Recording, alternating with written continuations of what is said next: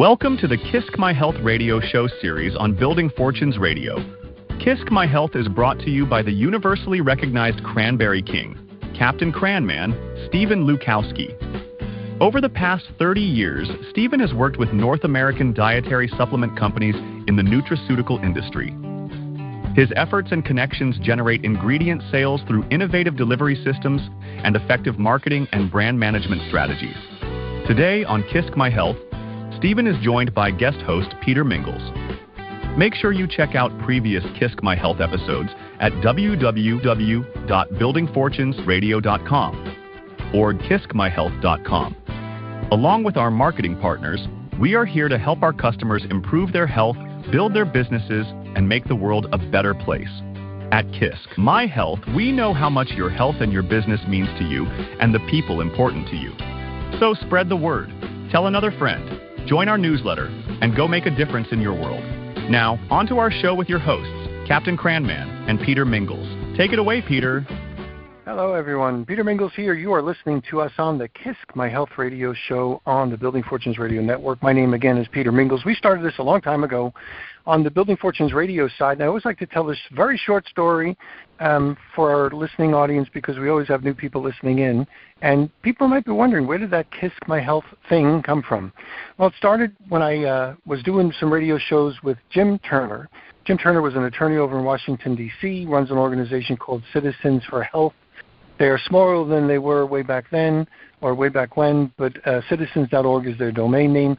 And Jim Turner was an original Ralph Nader Raider. So for those people who haven't heard that name for a while, you know Ralph Nader was a great consumer advocate if you like the stuff that he did, and that's another whole story. But Jim Turner and I did about a decade's worth of radio shows on Fridays at noon Eastern time, and they were great. They're still up on the Building Fortunes Radio side. He was a wonderful gentleman, knew a lot about dietary supplements, consumer advocacy, just stuff. He was great.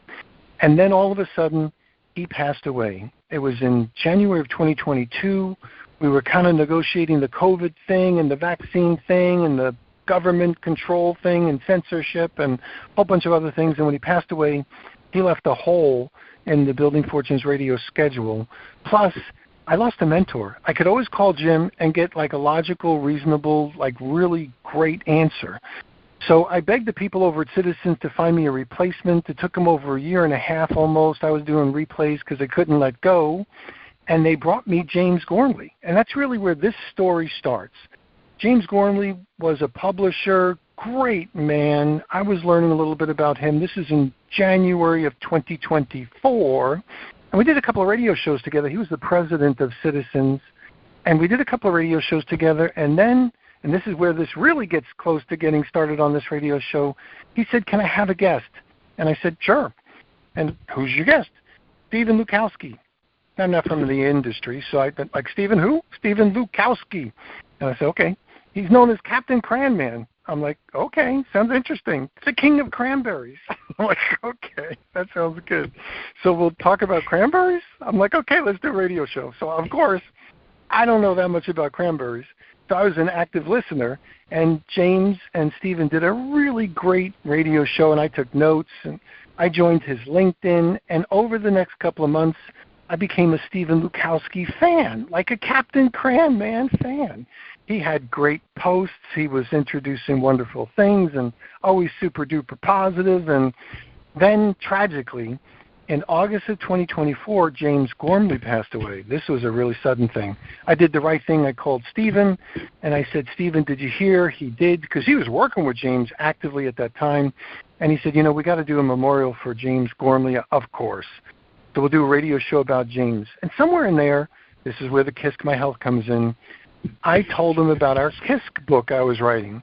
And KISC, for me, because I do like sales training and productivity training, and I'm in my own head a whole bunch of times.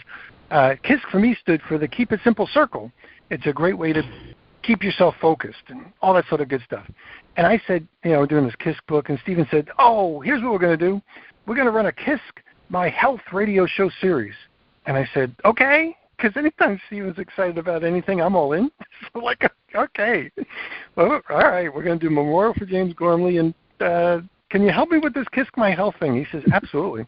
You know, James Gormley, even though he passed away and Jim Turner passed away, lots of other people have passed away. There's a lot of people that I know, meaning Stephen, who are actively doing great things in the industry, and I want to make the world a better place and let the world know about this sort of stuff. I can set up these interviews, and let's do KISC My Health. So I bought KISCMyHealth.com. That's KISC myhealth.com for those people who want to spell it. And if you go there, you'll see now over 100 perfectly personal interviews with some of the who's who of the great people in this industry. And today's going to be another one of those editions as I get out of my own way during this introduction. But I want to say thank you to our corporate sponsors, our active and passive listeners, and especially Stephen Lukawski, for whom none of this would have been possible because he has all the connections, does all the extra work, does a lot of great things to be able to help make the world a better place in the natural ingredients and related industries. So, Stephen, thanks for all the great things that you do, and let's kick off our KISC My Health Radio show. Thank you, Peter, and welcome to everyone who's listening to KISC My Health Radio, where today we're going to have another fantastic interview. And I'm telling you that we've done over 100 interviews so far, Peter, since James passed away. And since then, we've had other people move on to this, stairway to heaven. And, so this show really is in honor of those who are not with us today, giving an opportunity for natural product leaders in their industry to shine onto our audience their story, their career, how they were able to climb the ladder of success, both personally and professionally. And this show is not about products. It's not about services. It's about people. It's about people who have gone the extra mile. These people are transformational leaders. They're history makers, world change makers. They have actually put footprints in the sand for other people to follow behind while creating their own. But they're leading the way, showing that only through true grit, determination, passion, commitment is anything possible in life. You just put your mind to it. How they do one thing is how they do everything. And these are definite role models for everyone to follow as they climb this ladder in life, to the highest level that they can. And when I say personally and professionally, I mean that. Now, when we talk about the show itself, we have to recognize our sponsors, because without their help, this not-for-profit radio show would not exist. Their support has been so meaningful. And so we give thanks to Pure Brands, who's one of our current sponsors today. They're the organic sweetener company out there since 2008. They've been out there leading the way in the organic world and debunking the junk of sugar and trying to make this world a healthier and better place to live for all of us. And then, of course, RFI Ingredients has been right there with us over the last while. I give thanks to Jeff and his team over there at RFI for their support. Heather Weiner and the Charlie's Angels, they were there right from the beginning to help us lift this show to where it is today. And so we thank them very much. And then, of course, we're going to introduce a new sponsor to the show. That'll be a surprise during our commercial break. But it's another step in my journey to raising awareness on the benefits of cranberry beyond UTI, showing that cranberry and all these other wonderful berries that that are being produced out there, these world of polyphenols, are a daily consumption, for everyday living and a healthy longevity. So that, without further ado, I just want to mention also too, it's important. We've had some people pass away recently. And when I say these are, again, natural product leaders, they carry the torch for me, to pass on to others. We lost Michael McGuffin this year from American Herbal Products Association. And it was a sad day. We lost Dean Parks from Canada, one of our super champion Canadians, who just recently passed away. And I want to give shout out to Dean and his family for the loss. And we're here today, gone tomorrow. So what we do today makes a significant impact in this world. People remember you not how much money you make, but who you are and what you have done for this world. And that's all these people I'm talking about have left me a great impression of what they've accomplished. So thank you to everyone out there who are supporting the KISC radio show.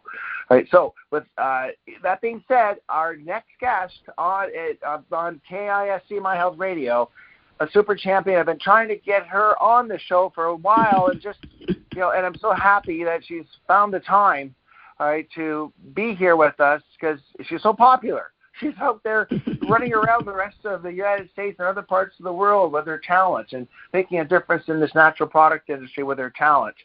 So without further ado, I'd like to welcome Felicia Stoler to KISC My Health. Welcome, Felicia. Thank you so much for having me, gentlemen. I really appreciate it. Yes, Peter and we sat back and we said, there's a lot of super champion women out there. And we have to, let's really reach out and do a deep dive this summer and really bring out the creme de la creme, right, the best in class, and who we've already brought in so many before in the past. But let's start focusing on the media side, your media influencer. And congratulations on the job that you have done up to now, Felicia. Yeah, it's. I got to tell you, it's a little overwhelming and humbling, to think about where my life has been in the last 28 years and how many people I've had the opportunity to impact, directly, indirectly, from every media interview I did, whether it's TV, radio, magazine article, book chapter, podcast. I've been a college professor. I've spoken in front of large groups at conferences, at marathons. It's staggering. I can't, to think about that. It's really, a lot of people go through their life, with only a very small circle of influence. And I'd like to hope that, every message that I've ever given somebody in those opportunities has been something of value. Yeah, you certainly touched my life very positive and significant way. So I thank you. But before we do this deep dive story of Felicia Stoler, we're going to break for a commercial and then come right back and let's get right into it. Here we go. Commercial break here. You've been listening to the KISC My Health Radio show on Building Fortunes Radio and the Humongous Radio Network. This KISC My Health Radio show is also available on Amazon Music, Apple Podcasts, Spotify, and iHeartRadio, as well as dozens of other platforms connected to the internet.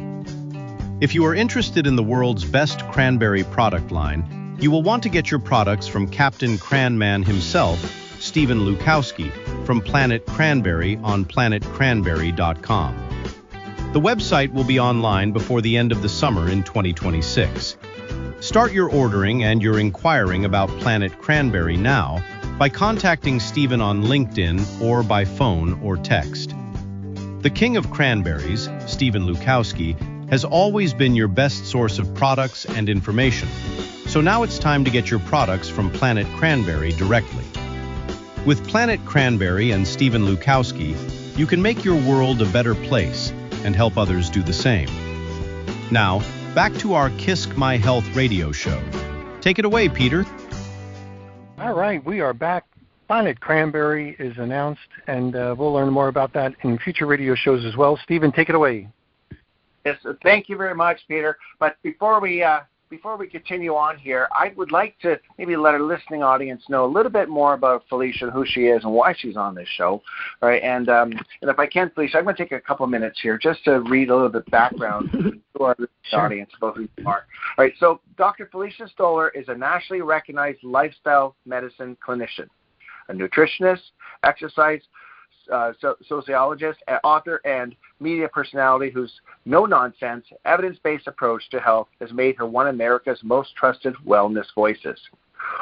Over nearly 3 decades, she's built a distinguished career at the intersection of science, advocacy, and entrepreneurship, helping individuals and communities improve their health through practical strategies in nutrition, fitness, and behavior change. A familiar face on national television, Dr. Stoler has appeared on The Today Show, Good Morning America, CNN, and Fox News, served as a feature expert on Star Talk with Neil deGrasse Tyson, and hosted TLC's Honey. We're Killing the Kids. She is the author of Living Skinny and Fat Genes and the sought-after keynote speaker who has presented to audiences ranging from U.S. governors and foreign health ministers to medical fellows, Fortune 500 executives, and elite athletes. She's a passionate advocate for plant-based medicine, mental health, and healthy aging. Her expertise is grounded in a rare breadth of academic training. Dr. Stoler earned her Bachelor of Arts in Political Science from Tulane University, followed by a Master of Science in Applied Physiology and Nutrition at Teachers College, Columbia University, where she's also completed her dietetic internship and earned a registered dietitian nutritionist credential. She holds a doctorate in clinical nutrition from Rutgers School of Health-Related Professions, where her doctoral research focused on worksite wellness. She is a fellow of the American College of Sports Medicine, a fellow of Academy of Nutrition Dietetics, and also board director, certified diplomat of the American College of Lifestyle Medicine. Her mission is very simple: helping everyone achieve longevity, thrive, and happiness. Welcome again, Lisa, to the show. I appreciate it, Felicia. Thank you. Thank you. I know it's a lot of alphabet soup at the end of the name. Yeah. Well, Felicia, how long have we known each other now? It's like, think oh about my that. God, it's like well over 15 years. It could be. It's probably like more like 18 or 20 years. I would think it's probably about 30, 40. No, I would say it's probably about 1,000,000. Yeah, I'd say about 1 million kilos of cranberries sold between now and then. All right? Yeah. If I look at I know. And you made such a difference in the cranberry world. You really did. When I met you. And well, I mean, I'm definitely, I definitely, like, I'm a huge advocate for, nutrient, like, ingredients coming from real foods, right? And cranberries have so many, wonderful and dynamic properties that are unique to that plant. Yeah, and it's beyond. For me, it's been beyond UTI, where I've always been trying to take cranberry beyond that.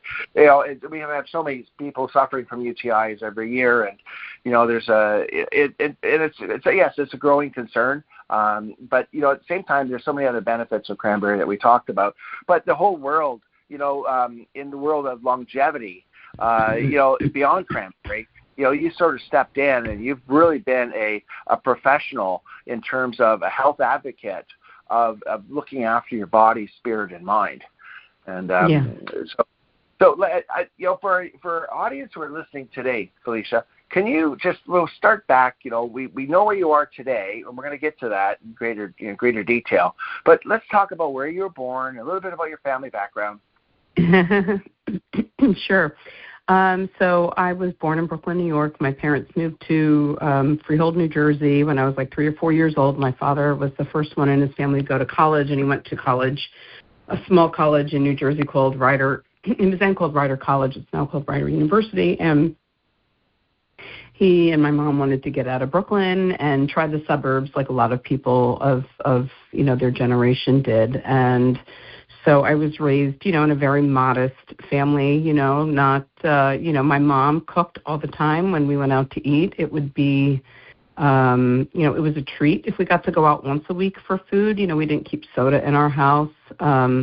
We ate, it's funny, we ate a lot of canned vegetables, because that's what my parents could afford. They had one car between the two of them. And, I like to remind my younger brother that, he grew up when when he came into our lives, and what he remembers is when my parents had more means, but we were very, of modest means. And so, I'm always very sensitive to that, when I'm speaking to people about nutrition. And a lot of my work, even my volunteer work, even before I changed careers and got into the health field, was always around food and food insecurity, because without food, it's tough when you don't have a full belly, right? And understanding the relationship between disease and food and nutrient intake, it's very complex. So I'm really grateful to be in this space, because at the end of the day, I'm just trying to help people be healthier, right? I'm not selling them something they don't need. I'm not trying to take away. I'm trying to, enhance and improve their lives. Yeah. People have to meet you halfway, though, too. You can give great advice to others, but, they don't look after themselves. and it's unfortunate too because healthcare costs have gone up, food costs have just gone through the roof today. So it's very difficult for a lot of people to eat healthier, and especially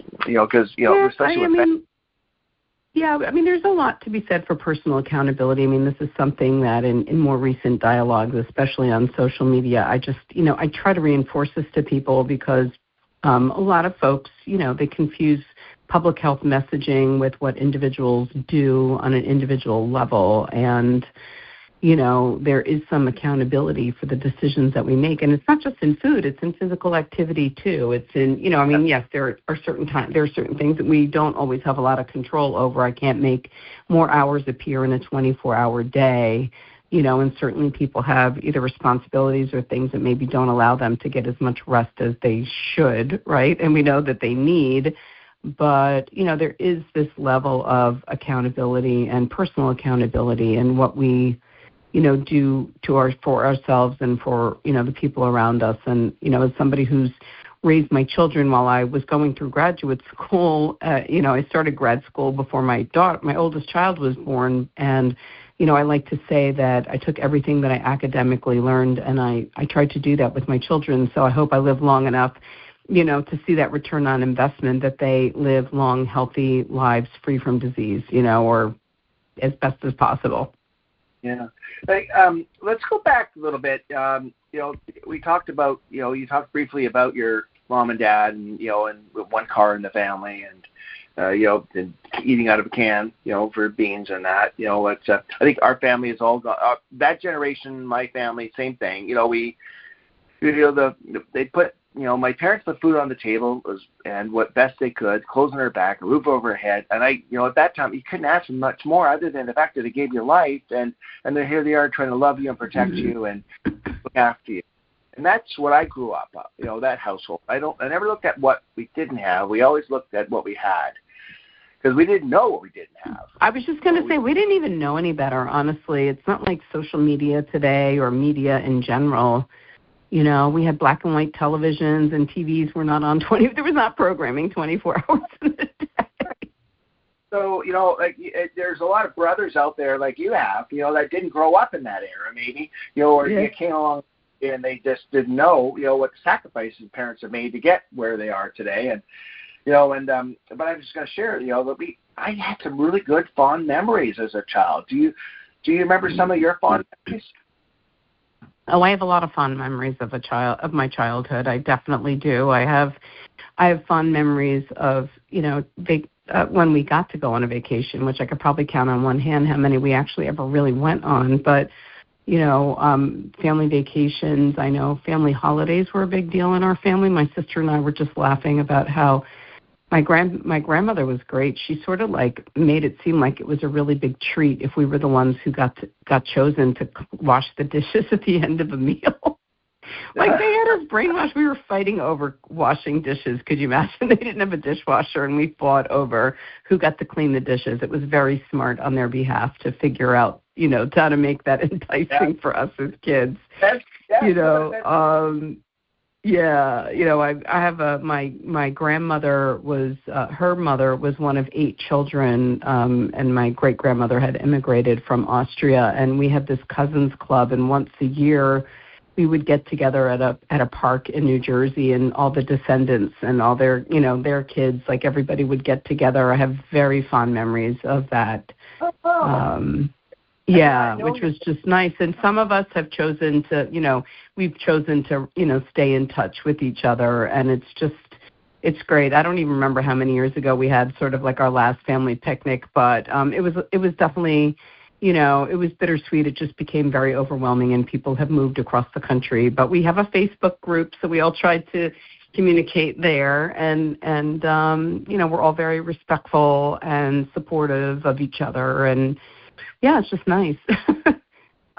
Great that you have a Facebook group for the family home. It's your own group, and only your family can see this, right? It's limited to your family. Well, right? I guess people. Yeah, I don't think it's a public page. I think people it's a group. It's definitely a closed group, but it's certainly nice. And I was raised doing volunteer work. That was something very important that my parents had me had instilled in me. I mean, I literally, if I tell you that I've been working since I'm 12 years old, I've been working since I'm 12 years old. My first job, which you'll appreciate, hopefully, I was babysitting for a neighbor, and, lo and behold, the little girls that I babysat with, one of them is Idina Menzel, who is, of Wicked fame, the singer. Oh, yeah?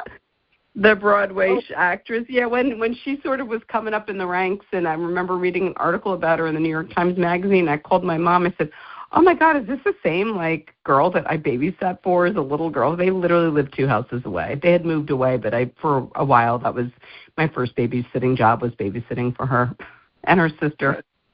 That is so cool. It's like you just never babysit, right? You never know what your friends are at school and what they become, right? And exactly. But Felicia, I'm sure they're saying that about you too. I knew Felicia. Oh my God, look at her. Look at her job now. Look what she's doing. Oh my God. So I knew her so well. Right? So everyone wants to grow in their life, it seems. And but your parents were. It sounds like they were superhero parents.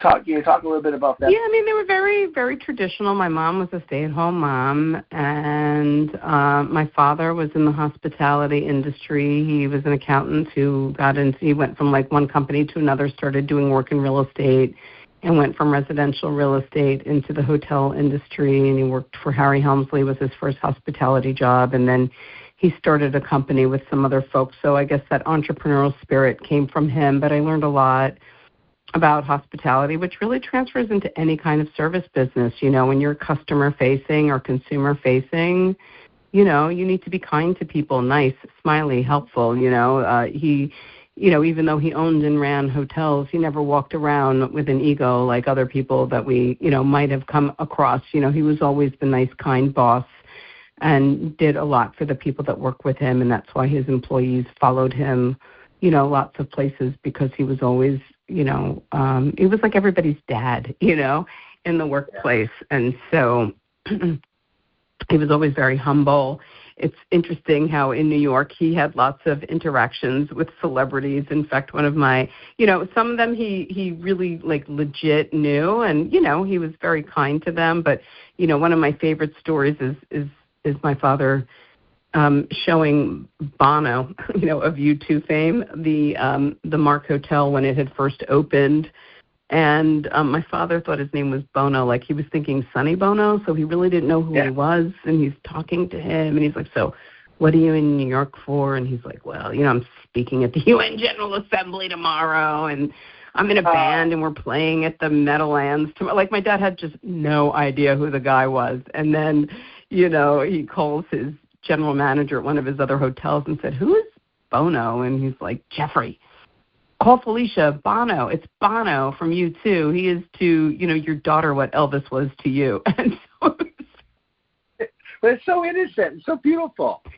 Right? So innocent, yeah. So that's just to give you an idea of, the kind of person that he was. He just, it wasn't that he wasn't impressed or nice. He just, there could be no ego when that person's, importance or fame does not register with you. It sort of reminds me of seeing something, a few years ago, where Oprah Winfrey went into the home of, I guess, some very religious Jewish family that, they never let their kids watch TV. And so they didn't know who Oprah was.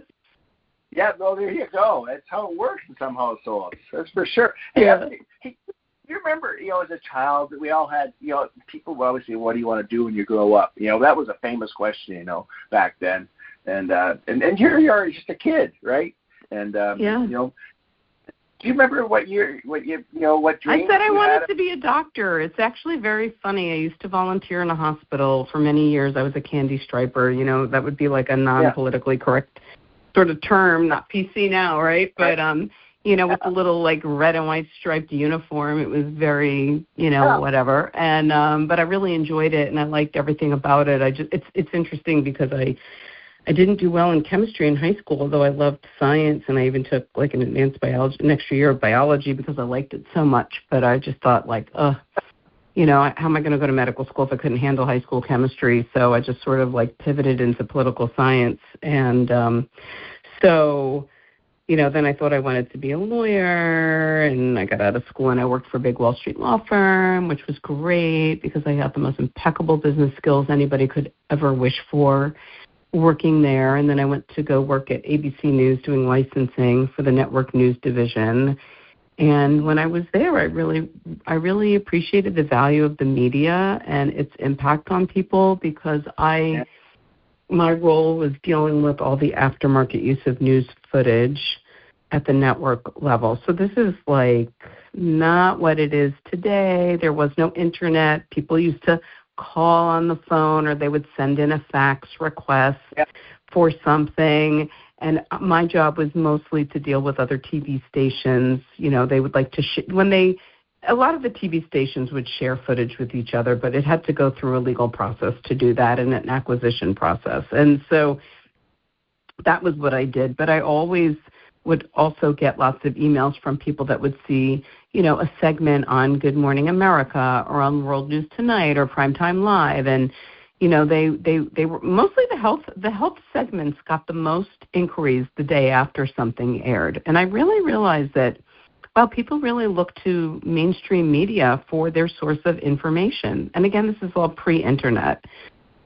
And I remember speaking with the woman who hires all the producers and the on-air talent, and I said, I'm thinking about going and getting a master's in journalism. And she said, there are a dime a dozen around here, Felicia. Why don't you go to school for something you're really passionate about and see if you can't work that back into media? And that's literally what I did. I ended up looking into the program at Columbia University because they had a double master's program in nutrition and exercise science. And I felt like I needed to master both ends of the energy equation, right, when it comes to health and the body. And I went and I sat in on classes because I looked at their curriculum. It was very intimidating. They made it very lucrative for me to apply. I got a conditional acceptance, with a requirement to take 5, science classes. I had to get a B or better and do above the mean on the GREs, and then I could get into their school, and that's exactly what I did. I got straight A's in all those classes, and I did decent enough on my GREs, and there you have it. I was probably like a BC student in college, and then I was, an A- B+ student in both of my graduate school programs. So it's and I've gone to excellent schools, but it is rather staggering to think about how much money I've spent on my education. My brain is worth a lot of money, which is why taking care of it's really important to me. Yeah, no, listening to your story here, your educational journey, I'm also hearing too that you grabbed the life by its horns. You said, I'm going to make something out of my life. Yeah, and to work over at ABC, I don't know how you got that job. Tell people what you actually have done, to get recognized, because there's so many other people like you out there. Well, not like you, but so many other people out there who want to be recognized. And how did you do it? How did the world? You mean like how I got the job? I mean, the job at ABC, I got like a friend of a friend mentioned that they had an opening, and I went to go work there. That's legit, like how that happened, and I was a news junkie, so it was great. But, I will tell you that when I came out of working for the law firm that I did, because they were an international firm and they were considered like a top 10, white shoe, that's what they used to call it, law firm, I could have gotten a job in anything. I had opportunities to go to Miami and go work in banking. I had, people in other cities said to me, your work ethic is so, the way you were trained is like somebody that works in the analysts that work in Wall Street. You are trained to work, I'm not saying it's healthy, but when you're in your 20s, it's okay, to work 16-hour days, 18-hour days, and very meticulous, very, very, dotting your I's and crossing your T. There's a definite work skill of efficiency because you used to have to bill every 15 minutes of your time. So there was no, messing around, but, they demanded excellence. So that's what I learned, was delivering excellence and customer service. And because I also was very open to learning computer technology, I learned a few extra things at the law firm that gave me extra clout at the law firm, that allowed me to do other things beyond like standard paralegal work, which let me do marketing, let me do client development work. And, so when I went to ABC, they already knew I had this like great training. And for me, I loved it because I'm a news junkie. So the idea that I could be, a floor or two above a live evening broadcast and I could go watch it every day if I wanted to, or that they tape news magazines. I mean, the news industry is very, interesting. And I got to work on projects where I was looking at archival footage from before I was born, and like really I helped work on putting together content for what became known as the Century Project, which was a, multi-video series that ABC News created at the, at the end of the last century, and so that was great to know that I had impact on that, and I got to do that. But the whole idea of going into news, into nutrition and fitness. I mean, I worked full time at ABC News for 2 years and went to school full time at night. Like when I talk to people about like balancing and juggling, I did it, And then after my daughter was born, I had to, give something up. So I gave up the job, and I was lucky that my husband, had enough income that we could live off of his salary, and I could finish up school a little bit faster and, take care of our daughter. So, there is that. And then, the media stuff just happened because I worked in news, because I'd been around it. When I moved to New Jersey, I had the opportunity to get involved with the State Dietetic Association because I had prior media experience. Even though it wasn't the same, I had enough, and that's where a lot of that stuff just started to kick off. And I did for my graduate school, for my doctorate, we had to do a residency. So I did most of it in sports medicine at Rutgers with the medical director for athletics, and I worked with all their teams for about 8 months. And then I finished off at ABC News' medical unit in Boston. They had a formal residency program for physicians. I was the only non-physician that they took in the program, but they did so because I worked at the network before. And so, it really behooved them to have somebody like me there because there were a lot of stories that they covered that were in my wheelhouse of, being within my scope of practice. So that worked out really great. And then I had the opportunity to get a call back because I put in a demo reel the year before for the show Honey, We're Killing the Kids, and somebody from BBC Productions asked me to come in and audition on one of my weekends that I was home from ABC because I had to go to Boston back and forth every week because I had little kids and I just gotten divorced, so that was like a crazy thing. I mean, I've really taken a lot of risks and chances, and they pretty much have all paid off pretty well. So that's sort of how a lot of that media journey started, and then I had also over the years gotten media training, with working with food brands and supplement brands and commodity boards, and I've done work with the State Dietetic Association in New Jersey. I did work with the American College of Sports Medicine, and doing media work also lent itself to doing advocacy in Washington, in Trenton, New Jersey.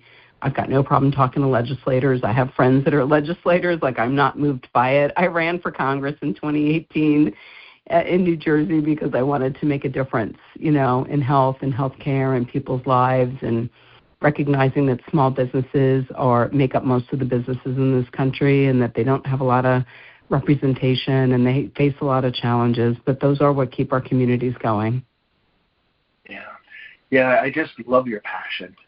Passion for life. You're passionate. You're so ambitious and curious, and I'm ambitious about doing the right thing for other people. Like it's helping people live healthier lives. Really, again, it's like the food, the physical activity. My dad said people have 3 basic needs: food, clothing, or shelter. If you're in one of those businesses, you'll always have some job, right? So him being in the hospitality and the hotel industry does, it's not just frivolous, or extra, housing. And when there were crises like after 9/11, my father, took in a lot of people in his hotels that were displaced, that lived down in Wall Street, that couldn't go back to their homes. So, there is that level of, providing housing and food isn't just physical, it is the physical food. It's also explaining to people some foods are better for your health than others, right? What is that relationship between food and disease? Yeah, but I also believe too. I think we're given a life to live, but it's not meant for us to live without giving back. And I think all our blessings are really meant for us to share with others.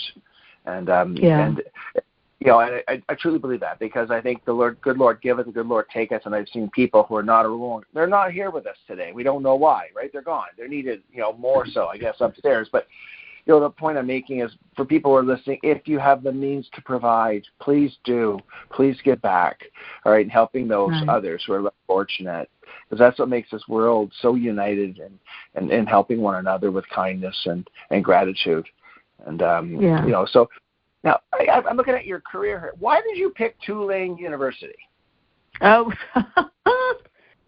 Funny, because back in the day, we had a college advisor. My parents didn't know from this stuff. We had a college advisor. We took like an SAT prep course, and the guy who ran it offered college advising beyond the high school guidance counselor. And, he sat down with my parents and I and gave us a list of schools that I should apply to. And, it was very different then than what kids do now. There was no like running around the country, touring schools. Like kids take 2 years to go tour. Like it's another, vacation. And when I got into all my schools, we took the top 2 schools that I got into, which were George Washington University in D.C. and Tulane University. And literally a week apart, my dad took me for day trips to both of those schools. We went to Washington first.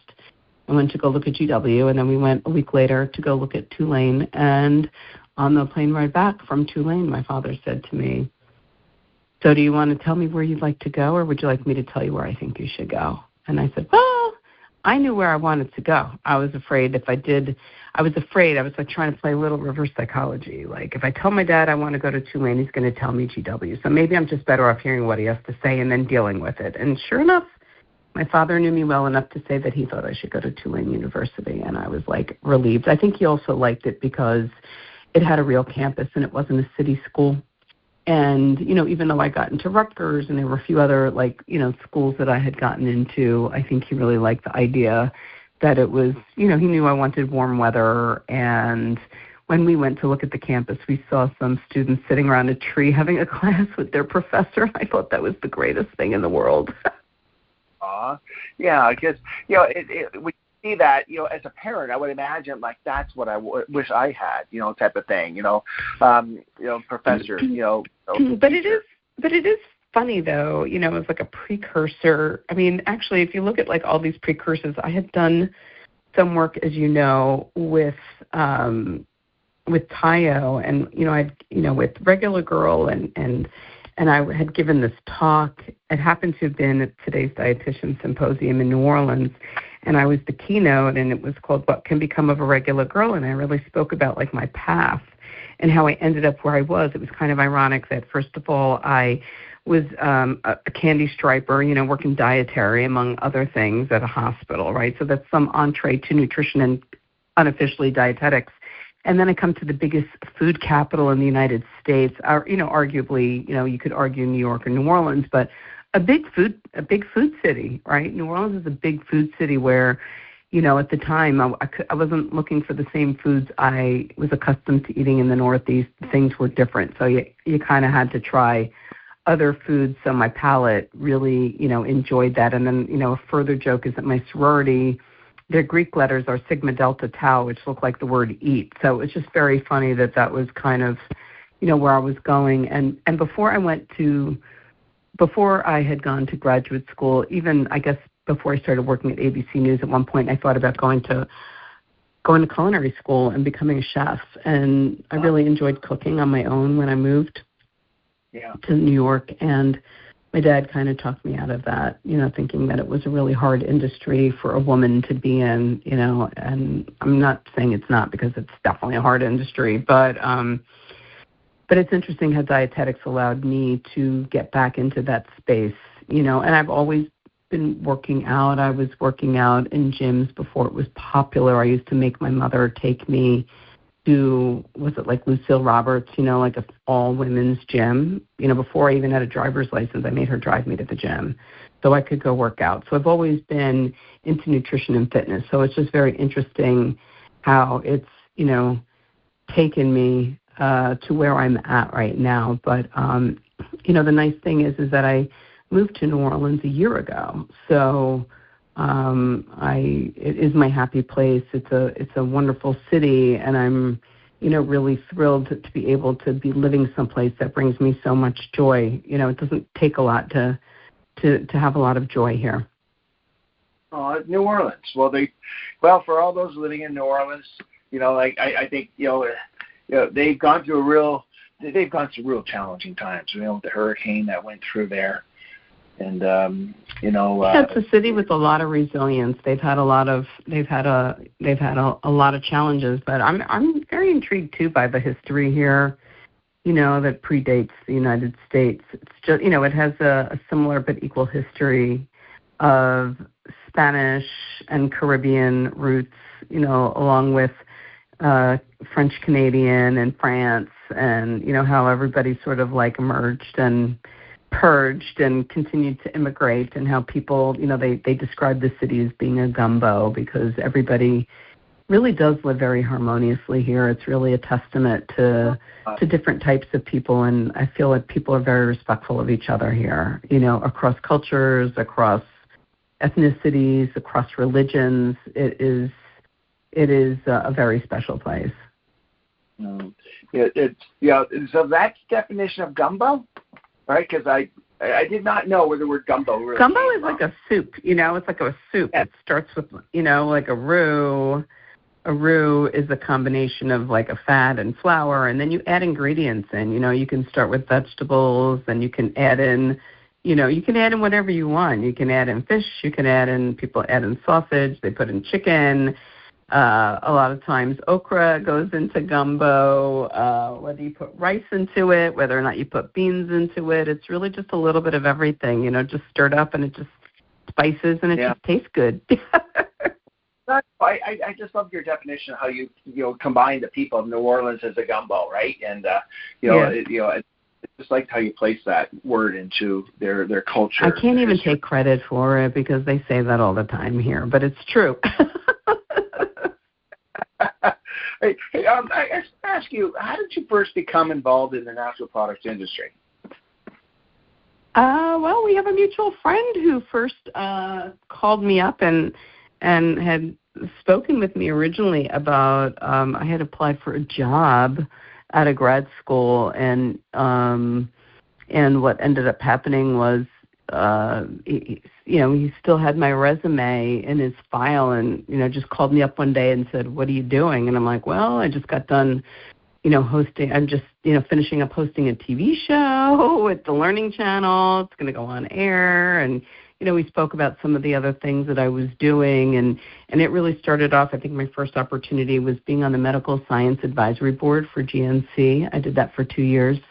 That was very interesting and fun. And then slowly, we started doing earned media opportunities for which included product placements for different supplements and brands. And I've only done work with products and brands that I believe in, that I like, that are within my, I have very rigorous standards for the types of things that I will and won't do. And, even when I worked with GNC, I said, listen, I'm happy to be on your medical advisory board, but I have some hard boundaries of products that you sell that I don't want my face on any, pages marketing. I don't want, and I was a little nervous to tell them that, but they respected it. They really appreciated that, that I was coming from a place of academics and, as I like to say, like at ABC, when we used to tell people that when we couldn't let them use our stuff, because they didn't want to be aligned with other people's work, that there's a whole notion about being impartial, right? It's why I, personally, I'm happy to promote and advocate for brands, but it's the reason why my social media has not turned into an influencer page in that way. I like to say I'm an OG before there was the OG of influencers, but I choose not to have my social media become, a health food store or a grocery store. It's not about buying this product or that product. It's, these are the things that I like. These are the reasons why. I'd like to debunk misinformation, and that's it. I want to continue to be perceived as being impartial and unbiased as best as possible.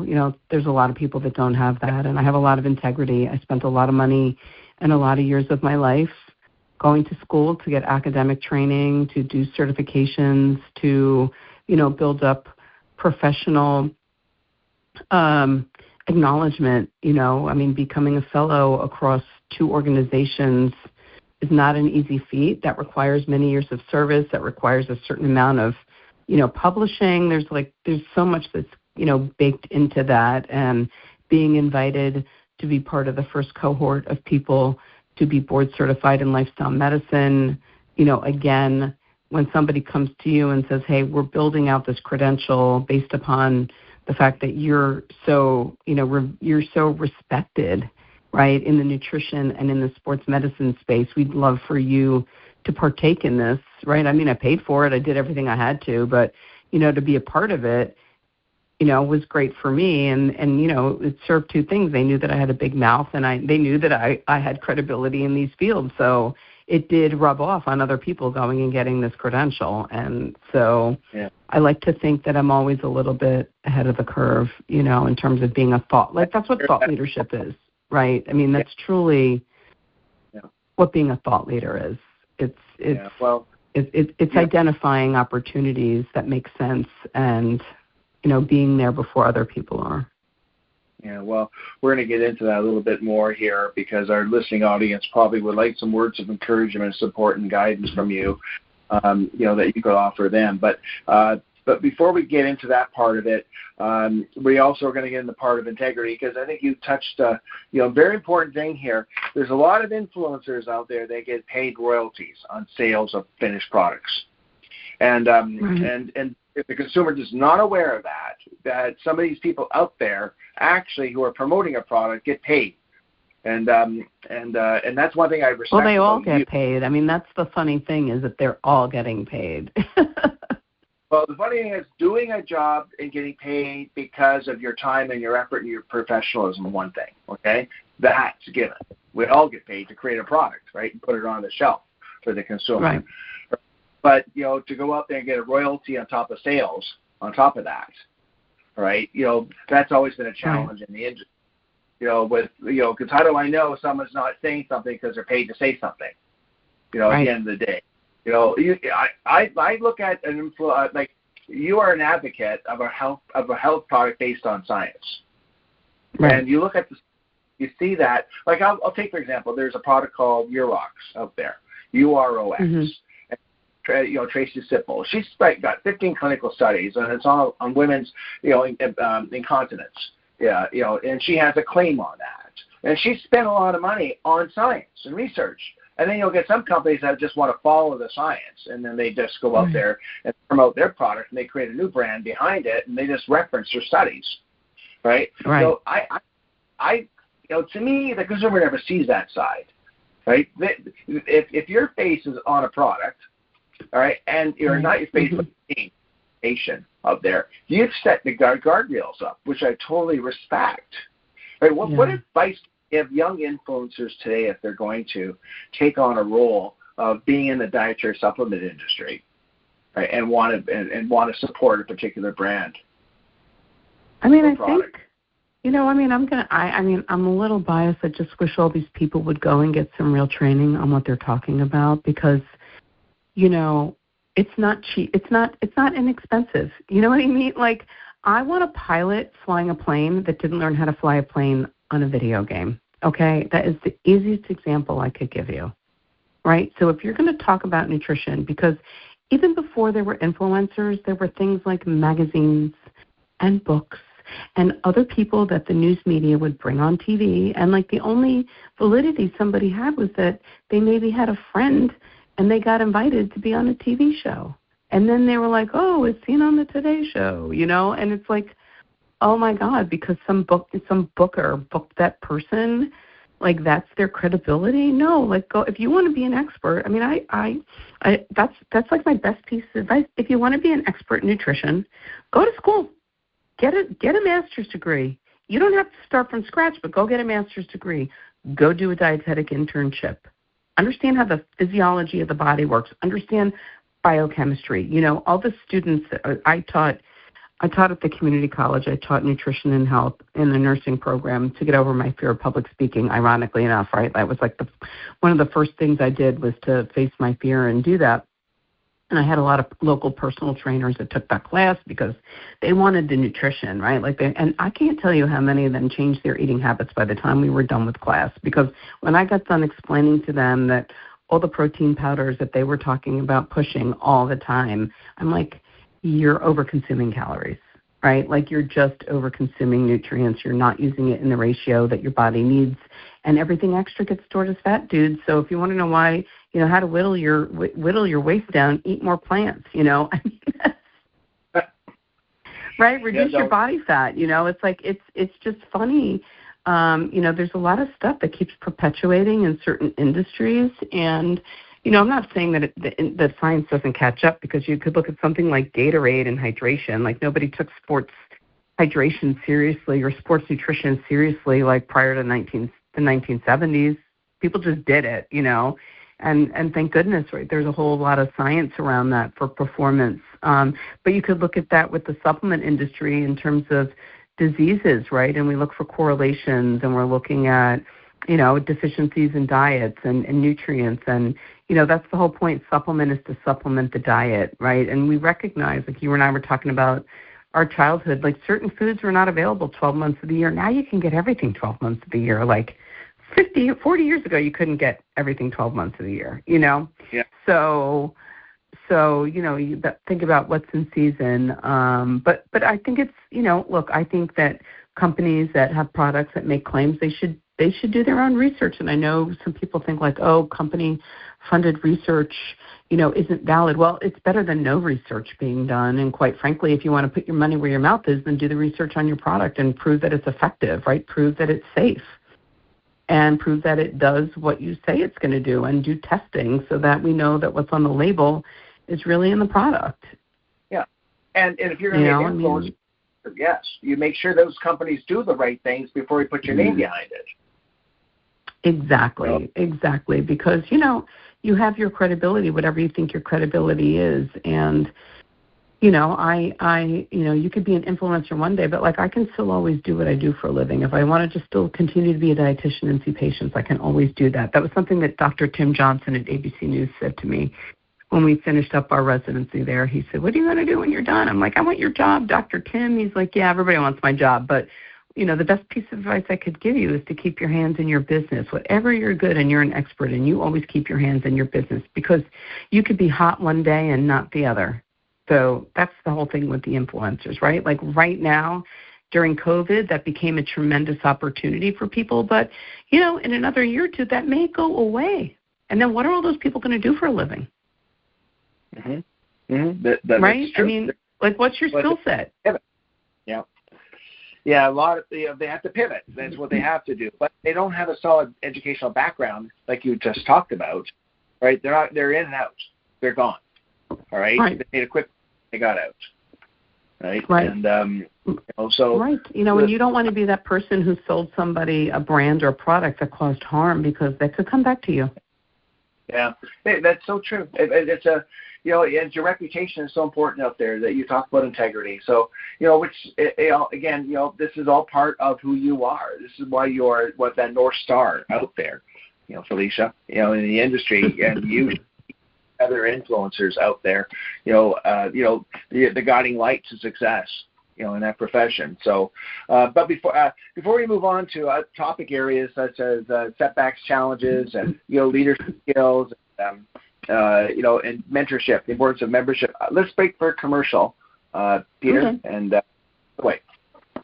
Perfect. Well, we're on the KISC My Health Radio show. We're going to talk a little bit about AI, maybe even as we go into our next section, but here we go. You've been listening to a special broadcast of the Building Fortunes Radio Show on Building Fortunes Radio and the Humongous Radio Network. If If you are interested in the world's best AI receptionist and AI business building platform, you will want to get your AI receptionist from Umongous.com. Go to the specials page on Umongous.com. That's YOUMONGUS.com/specials. Explore how small business owners and major corporations are using Umongous AI receptionists to do everything from answering incoming calls to scheduling appointments and even answering customer service questions. Your AI receptionist can do everything from making sure you never miss a call to texting reminders and follow-ups and even upgrading and closing more sales. Your AI receptionists will help you increase your productivity in just about everything. Building Fortunes Radio suggests you have to check them out on the specials page on Umongous.com. That's YOUMONGUS.com/specials. You can make your world a better place and help others do the same with the AI receptionists at Umongous.com. Now, back to our Building Fortunes radio show. Take it away, Peter. Okay, perfect. We are on the KISC My Health Radio show on the Building Fortunes Radio Network. We're here with Felicia Stoler and Stephen Lukawski, Captain Cran Man from Planet Cranberry. And I know that, Stephen, you had a trajectory for where the radio show interview is going next. But somewhere towards the end or wherever, I'd love for Felicia to be able to introduce something related to AI in any capacity that she wants to, because there's amazing things. And I got to just throw in my little caveat for all those employers out there. If you ever want a one-question answer or one-question resume seeker, you just really have to ask, is this gal from New York or New Jersey and she's on top of her game? That's the one you want. So Felicia, I mean, I just need one line. So you are the perfect example of why, like, if you want the best employee you'll ever have, or the best person to be a business partner with, or the best anything, go get New York, New Jersey girls. So anyway, so that. Yeah, I know we got a whole Jersey girl thing going. They do. They're on top let's of talk stuff. about AI while we're on it, Peter. So we could totally talk AI because I'm totally I've become like a master. All right, let's do it. Let's go. So if I could jump into that for 1 second. Yeah, sure. I listen to a lot of the techie people, probably like you, and I realize that if I don't learn it, I'm going to be swallowed up by it. So I got to learn it. We're using it, and even with our AI receptionist thing that I referenced a little bit earlier. But there are claims that people are going to use AI to be able to increase the life capacity of people, maybe double or triple. And, and they're talking about new interventions and reinventions or inventions coming with health and nutrition that we just don't know about. And all that really good stuff. Like, there may be some really good stuff. And there's probably some of the challenges associated with it as well. And we all know those two as well. But you can speak of this from probably every angle that's possible, because you could talk about media and AI. You could talk about research and AI. You could talk about hallucinations and BS and AI. You probably are single-handedly somebody who's got their hands in enough things related to AI that we could spend, a whole television series on AI if we wanted to. So I'll let you grab whichever one of those you want and start off that conversation. Sure thing. Thank you. Well, I mean, I've always been a technology early adopter, like whether it was a gadget, whether it was, learning how to use, like going from DOS computers to the first iteration of what looked like graphics. I've always embraced technology. And, I was very skeptical of AI when it first came out. And, but it's like you got to be in it to win it, right? And, understanding and seeing the writing on the wall, I'd say like a year and a half ago was when I first started playing with it. At some level, like we already have been playing with AI. We don't even realize it. Like if you use, like Gmail will sort of like try to finish, like a phrase for you, right? Or it'll give you an auto reply response, or our phones do that, right, with spell check, right? So on some level, like we've been, introduced to it and we've used it, but, the question is, what do you do with it? And like, just to give you an idea, I set up a not-for-profit when I moved to New Orleans, and I was thinking, I'm going to have to pay somebody like thousands of dollars to build me a website, right, that looks good. No, I used an AI web builder, Replit, and paid a little bit of money, and I built like 3 or 4 websites off of that. And then like you take it to the next level, and, my partner started, creating something, for him, for me, for ourselves, where, it's like taking everything I do all day long, because a lot of what I do, I'm never monetizing, right? So we built out a platform called Blue.live, BLEU.live, which we're still in the process of tweaking because we got back from a Rural Health Transformation Summit last week in northern Louisiana, and we see this as an opportunity to really help people that don't have access. I mean, that was the whole point, right, is that at the federal level, we talk about lifestyle medicine interventions and how they are helpful and beneficial, and that by doing them, we can drive down the cost of health care, right, because diet and exercise are the least expensive, least invasive, and most effective ways to prevent and treat most diseases. But if people don't have access to credible information, then they're just on a bad loop of bad information, right? And they don't know where to get it. And then, we've got RFK Jr. saying we want doctors to have more education. Well, that doesn't really matter because they don't have it already. So all the doctors that are out there don't have it. They don't have a billing code. So if they don't have a billing code, they're not going to they're not going to talk about it, and they only have 10 or 15 minutes to talk to somebody. So, I can tell you that in doing lifestyle medicine and being in dietetics, like my first appointment with somebody is 90 minutes long. Like you need a long time to do it. Insurance doesn't cover that. So I wanted people that couldn't afford it to get access to this information, right? Like I'm building a solution to help people, right? Because we have all these barriers that get in people's way. And so we are using AI, but I am clinically going over it. I am making sure I'm putting speed bumps. I'm putting real barriers. I'm being very specific with where the information can be derived to make this work for people, So I have had to check it. I check things. I do use AI to help me with certain writing, but, there's something that AI cannot do. It does not know the lived human experience. It can help you think, it can help you bring information into your sphere faster, and it can help you maybe organize things better. And I know sometimes I like to use it to help me clean up emails because I might ramble a little bit too much and I might want it to be more professional and take out the emotion. But, at the end of the day, it can't do everything for you. It can't extend lives right now, but it can provide information to people. But then the question is, where is that gated information coming from?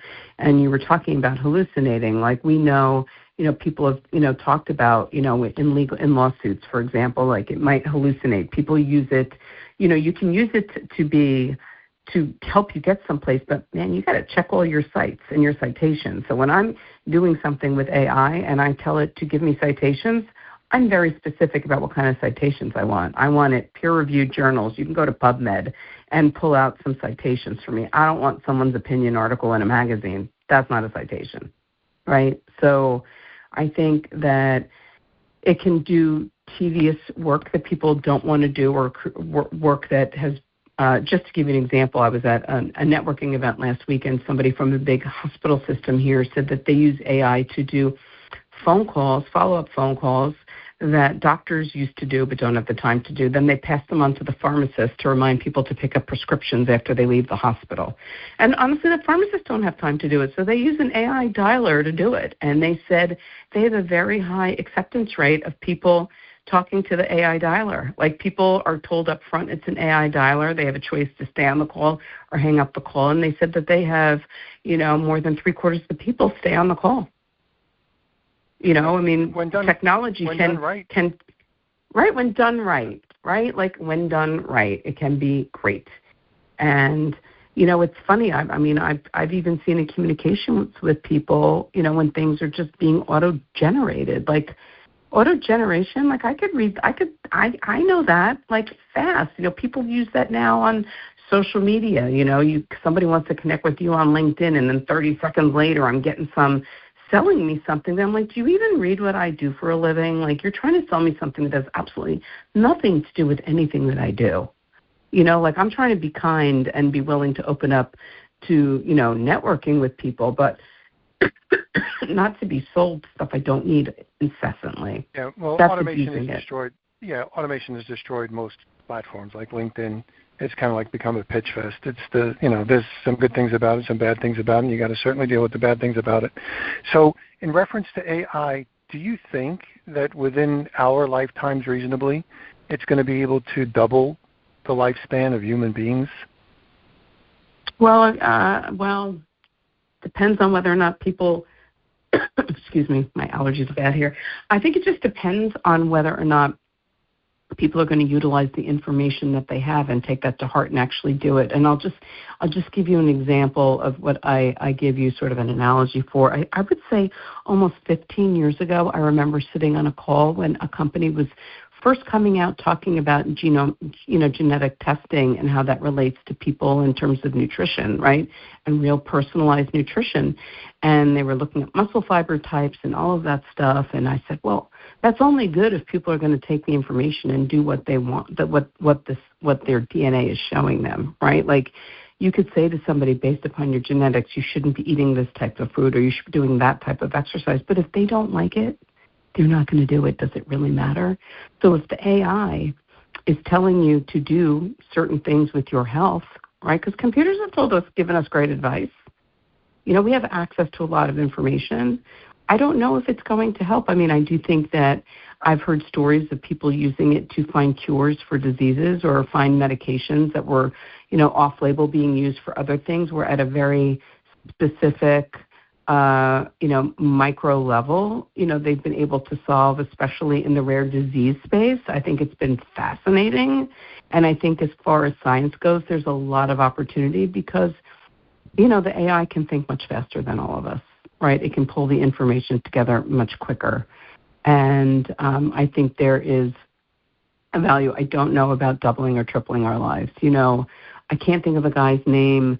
There's some guy who spent $1 million biohacking, doing a bunch of like really expensive biohacking, and at the end of the day, what was his name? Familiar with this story. I don't remember his name, but lots of people are familiar with the story. Really super duper smart guy. I had mentioned his name in an article a few weeks ago that I wrote on LinkedIn, and he spent a lot of money, and everyone's like, oh my God, only wealthy people can afford to do it. But at the end of the day, after a year, he didn't like biohack his life. He did not increase his lifespan at all. And if you look at like blue zones, places in the world where people live to be 100 or more, they're not doing all of these things. It's the simplicity of life. It is the simplicity of nutrition. It is the simplicity of movement and human connection and, like really getting back to basics, which is why those people live to be 100 or more. Great information. So, Stephen, back to you. I'd like, Stephen, I say it every time, but we have to have her come back to talk about these issues. So, well, I think, Peter, one of your questions should have been, can an AI save lives? And how important, how can it be used in the medical industry today? Oh, I think it's very useful. In fact, that's why we're building some stuff out around that, because I want to be like a protective safety layer of education for people. I want to fill the gaps that happen, when people don't have access to this information, or they just Google something and they're, maybe they're following an influencer instead of following a healthcare professional because, number of followers doesn't give you credibility. Well, a lot of people have the information at their fingertips today. So they can be proactive, and they could actually go out there and chat GPT, and they could ask questions regarding AI, and they almost could take I can look at the Canadian health system versus the U.S. and the Canadian health system, you got to be on top of yourself, you got to be proactive, and the doctors aren't going to do the answers for you, right? They're not going to look after your body, but AI, they say that. They're able to help physicians identify cancers earlier and more accurately. And that, over the next 5 to 15 years, expect to become a major tool in cancer prediction, detection, and personalized treatment. I think in a lot of other diseases too, people talk about like women with PCOS. Sometimes it takes a long time for them to get a diagnosis. I mean, if we could shorten that window on the diagnosis timeline, then we can start treatment faster. The only problem we have in the United States is that the insurance companies would rather like delay your treatment instead of giving you the best thing that works quickly. They'd rather like delay, deny, instead of doing an intervention that, when done well early on, can prolong your life. So I think that's an intersection of real science and policy, right? And profit.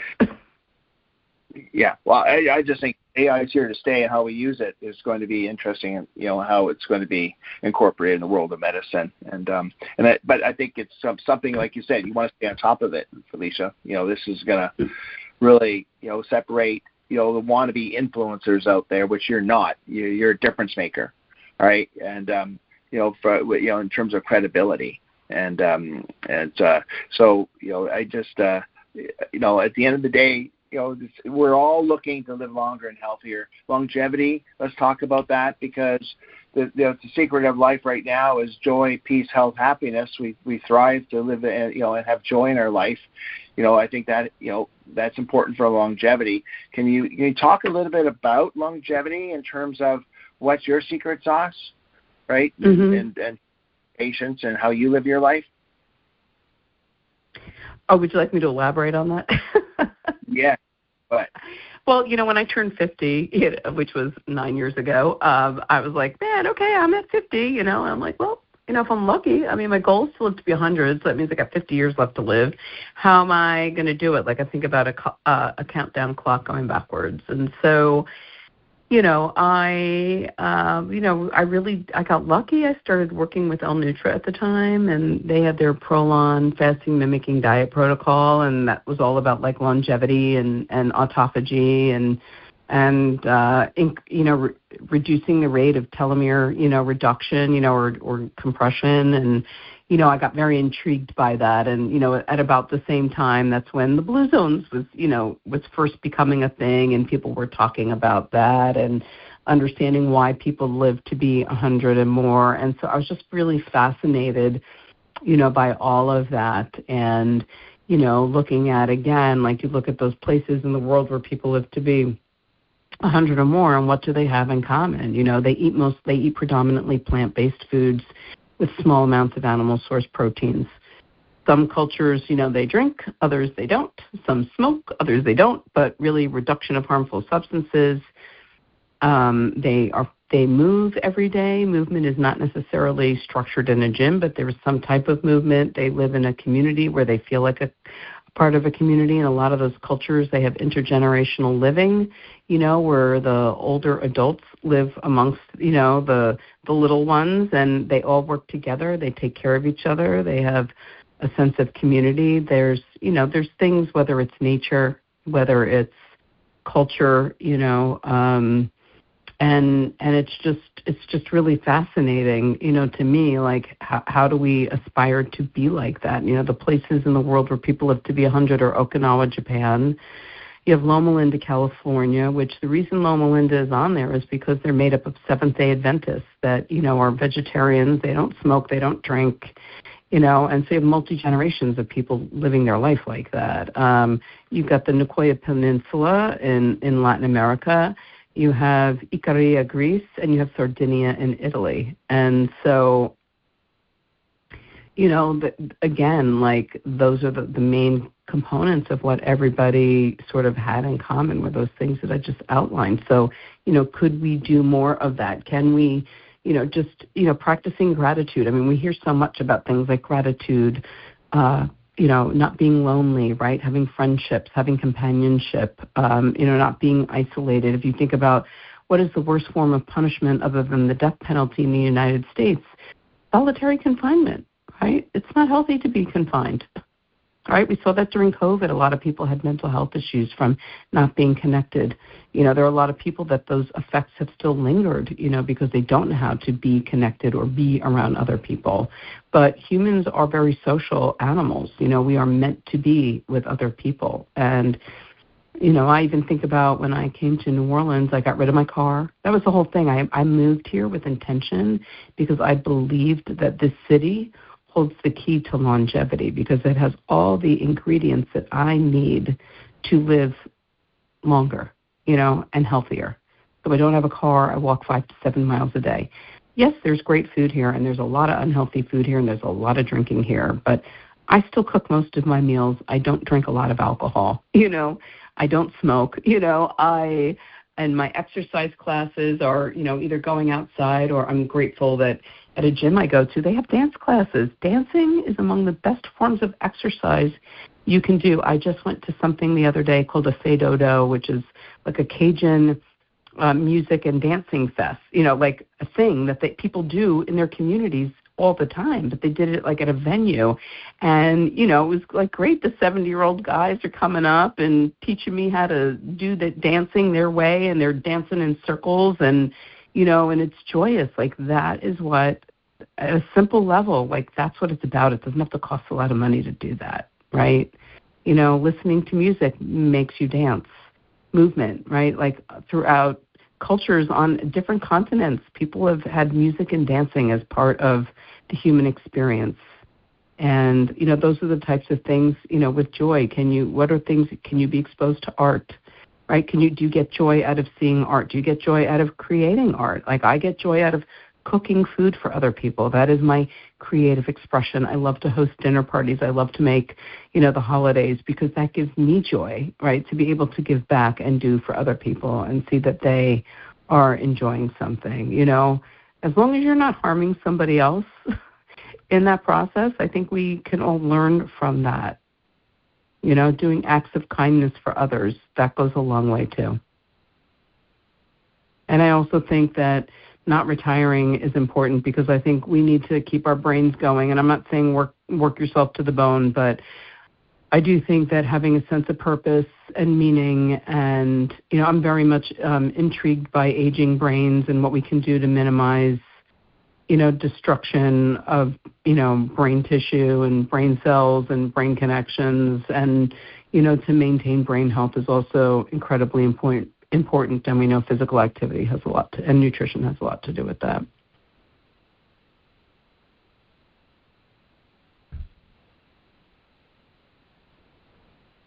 Peter's here. I'm not sure if we lost Stephen. Stephen, are you there? Oh, I wasn't sure if we all got disconnected. I'm here.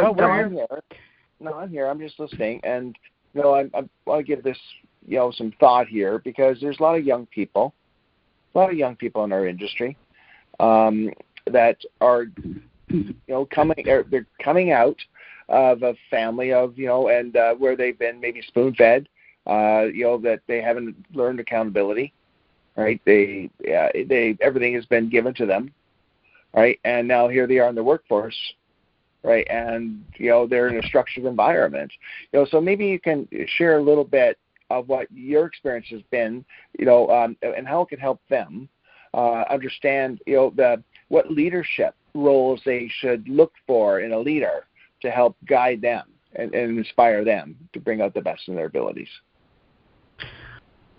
Well, sometimes we don't get to pick the people that we work for. So I've had great bosses, and I've had really crappy bosses. And I've had, I've had people I've worked with at companies that were very honorable, and I've had other people that are not. So it's, I think it's challenging. I will say, volunteering with organizations is a great way to do something that's cause-related that makes you feel good. I found that when I did volunteer work within certain organizations, I got to do certain skills that maybe jobs didn't allow me to do. So it could be organizing a fundraiser, right? Being on the planning committee for a fundraiser and everything that goes into that. So maybe taking those skills and tapping into that. I think something that has, people don't do a lot of reading anymore, but, reading books about people that have been, successful, right, who are role models, or if you don't want to reading books about them or biographies or things that they write, manifestos, maybe it's about, or biographies, autobiographies. I think maybe it's like seeking those types of things. I mean, some of the most, in terms of leadership, I mean, I really drew a lot from my dad. I really learned a lot from him because he really was,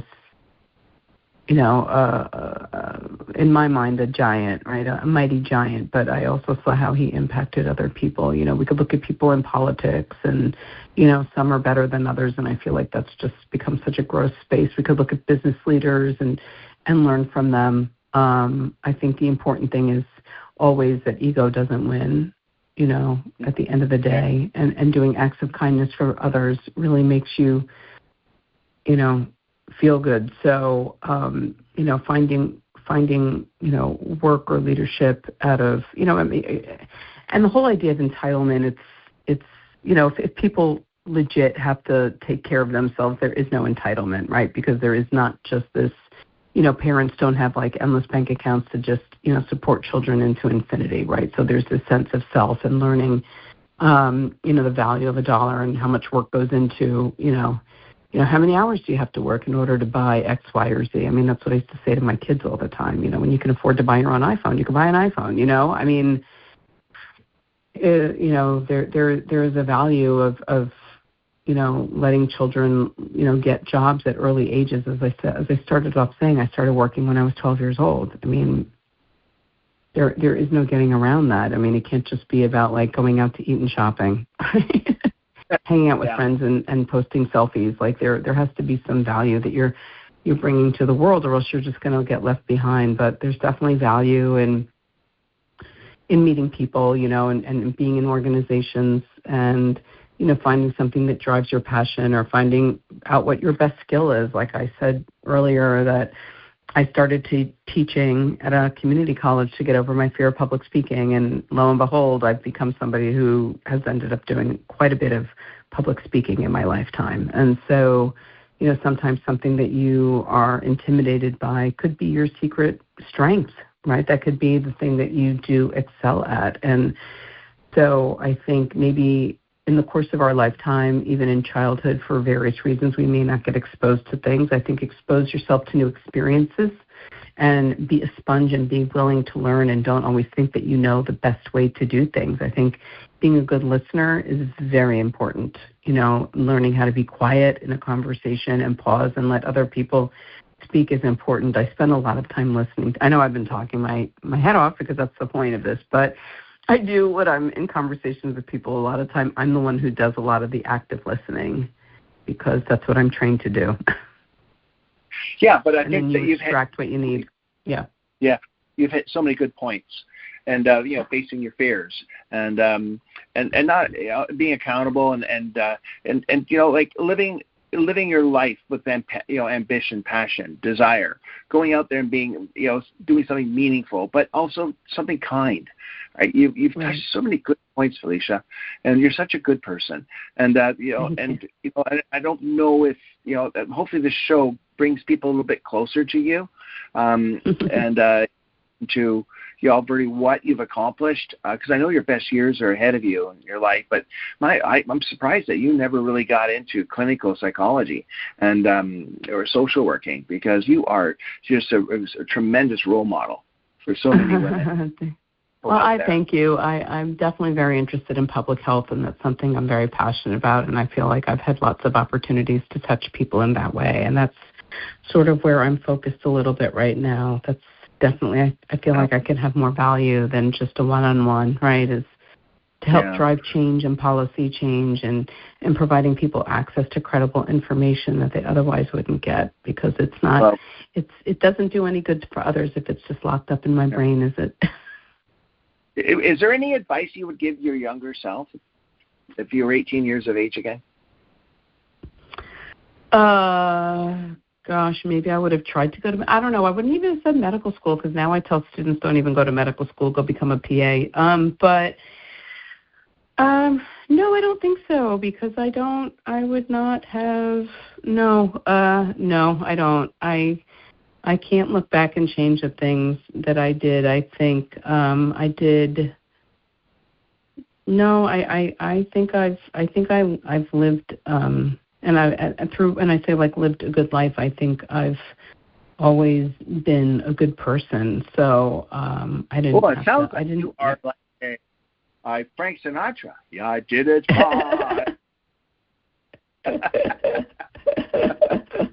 lot of great people have come out of Jersey. Don't get me started. All the great musicians that have come out of Jersey. I know you can take the girl out of Jersey, but you can't take the Jersey out of the girl. But I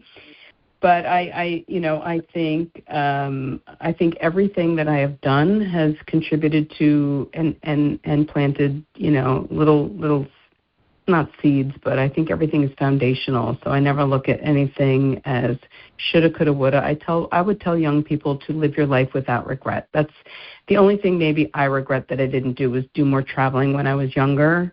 Like to do a junior year abroad. I don't know if my parents would have let me do that, but I think like that's the type of thing that I would have liked to maybe have taken a risk and done other, work. But my parents, I was going off of the guidance of my father, and he was definitely, very prescriptive with what he thought was best for, how we should, live our lives. So I can't, it's not that I really felt, I had certain decisions, but it was different, in like 1989 when I was out of college, and, women still didn't have like equality in the workplace. So there's a whole lot to change, that the world has changed significantly.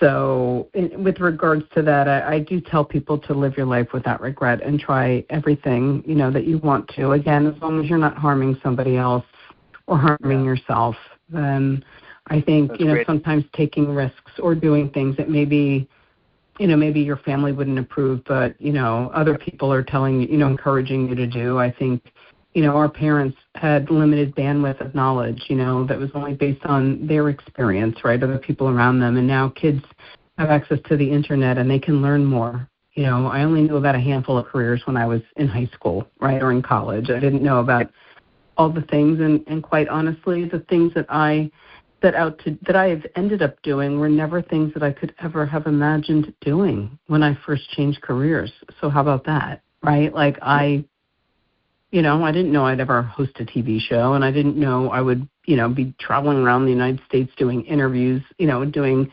spokesperson work for brands and for products. And how would I have known to do that? Yeah, I wouldn't have. Your best years are still ahead of you. And I got plenty of good stuff coming up. Don't worry. I got my sleeves all like rolled up. I've got a lot to continue to still do and help people live healthier lives. Yeah, that's quite amazing just to listen to your passion, and that's very inspired by your journey. And I thank you so much. I'm sure our audience out there is going, "Wow, this woman has so much information. She's done so much. Like this to have her life." All right, I'd be proud. Is your dad still around? Your mom and dad? No, my father passed away 3 years ago. My mom is still around. We just went to Florida and celebrated her 80th birthday. But, I will say, like, one of the things that I say this all the time, and I say it with, like, love and kindness and respect, but, when my dad retired, he had a very and I wrote about this recently, so I'm not saying anything disrespectful, but he had a rapid decline in his health after he stopped working. And, to go from being such an important person to having no sense of purpose, along with it being COVID, and even before COVID came around, I remember my dad just wasn't himself. And I said, had you ever envisioned what your life would look like when you retired? And he said, no. All he thought about, because all we talk about is having money in the bank. We don't look at what's best for us from a day-to-day, from a psychological, mental health, sense of purpose, physical, like we don't think about that stuff. And I think that these are important things because, when the idea of retiring at 65 and most people didn't live past 75, well, now people are living to be, many decades past that. So I think how you choose to live it and what you do leading up to that is, can extend your life. And I see these ladies on Instagram and that have, in their 60s and 70s and their 80s, like started to embrace weight training and exercise. I just love those stories. I just love that. People that are like doing things they never did and how it is making them stronger and healthier and giving them confidence. And, I think there isn't as much ageism as there used to be. And so I'm kind of embracing it because I want to tap into that, like professionally. That's where I've sort of been at for the last, 9 or 10 years now. That's where like longevity and lifestyle medicine all come into play, showing people that there is, there is a very long lifespan that we can have, and we want to have a good health span to go with that lifespan. So what are the things we need to do to maintain independence, maintain, mental health, or, not just mental health, but like mental and cognitive function? What are things we could do to maintain physical function, right? What are the ways that we can keep people out of nursing homes, or keep people from being lonely, and exactly. But your father's he's listening, he's up there, he's watching, all right, and it's a beautiful thing, and I know he'd be so proud of you, and he, and what you've accomplished and what you're going to be doing in the future. You're lucky. You have treasured memories of him, and that's a beautiful thing. And thank you. So and I think ageism is alive and well. Unfortunately, it's not going away. Ageism. There's a lot of people out there, especially in our industry, that think people in their 60s or 70s should not be in our industry anymore, at least not with their company. And that unfortunately still exists. But I have been inspired by a lot of people we've interviewed on this radio show who are in their 70s, like Mark Blumenthal, all right, from American Botanical Council. He's my Moses. He's my inspiration of climbing the mountain. And and there's other people out there besides him that age. I define age, and those who say, "Oh, when are you going to retire?" Don't even listen to that language. Right? No, I say retirement's a dirty R word. It's oh my! I just those people need a life. Whoever thinks about that, all right? Because maybe they're happy at their own job, and and they need to move on. All right. So, but I still think my best years, your best years, Peter's best years, still way ahead of us. And agreed. Agreed. Plus, we wouldn't be doing this show because it's something we're trying to make a difference in this industry and around the world. And I love that. And it's great. We need more people like all of us, right, to help others. We're the good people out there, trying to show us people that through kindness and goodness and and peace and health and that we can enjoy life, right? And we're trying to help you, right? So I think that's why you're on the show, and that's why you're North Star, and that's why you're paving the way for other people to follow your footsteps. And we need more Felicia Stolers out there in this world. So thank you. You're welcome. Peter, anything else that you like to add? No, this has been fascinating. It went super duper quick. I know there's so much more information that Felicia can give us. And Stephen, I keep telling you we want to have these guests back. We have to definitely have her back on the world of politics and where we are today. Oh, yeah, right. we could do that another time. Yeah. But this has been really exciting.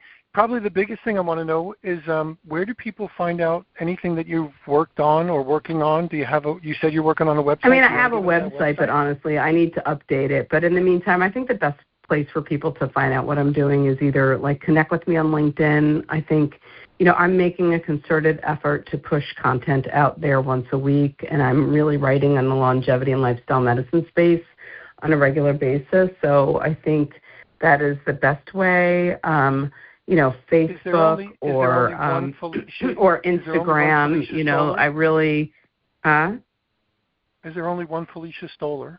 So for those people that are spelling it right? Yeah, there's only one Felicia Stoler. Yes, Dr. Felicia Stoler, spelled FELICIASTOLER. Perfect. And that's on LinkedIn, so they can direct message you there, and we'll make sure that we put this in the show notes as well. Stephen, fascinating stuff. We want to have you come back, talk about AI, and we didn't even talk about weight loss and Ozempic and drugs and everything else as far as long-term. And do you want to, do you guys want to maybe do that on another episode? Because I don't know if you're going to edit this or not. Nope. We don't worry about editing it, but I will definitely make sure that we force Stephen to have you back to talk about those things. Oh, okay. No, because it's like I'm just thinking about the time and how long something would be continuous for somebody to listen to. Huh? Yeah. We're good. Perfect. Well, yeah, Stephen, I'll wrap it up. Wrap it up. Yep. This is a great introduction of of another interview with you, and because I'm just there's so much information just to absorb on this particular show. When we listen to this, is this going to be one of those top 10 interviews that we've had over the last 100+ interviews that we've done. So congratulations. It's like, wow, I can't believe it. And to our listeners out there, I hope you've taken in, all the goodness from this interview in terms of inspiration to be able to go out there and wake up each day and really go out there and be kind and good to other people and believe in yourself that you can make a difference. You're a masterpiece in this world. The good Lord has created you in a sense for you to be who you want to be and to go out there and make a difference. And just know you are a shining star, and you go out there and tell people, and by action, thoughts, words, and deeds, all the good things that you can do to help others in need. So once again, thank you so much for listening to KISC My Health Radio. And Felicia, once again, thank you for being the North Star person that you are. Thank you for having me. Well, excellent. Thank you so much, Dr. Felicia Stoler. We'll catch up next time on Building Fortunes Radio. Yep, and then at KISCMyHealth.com.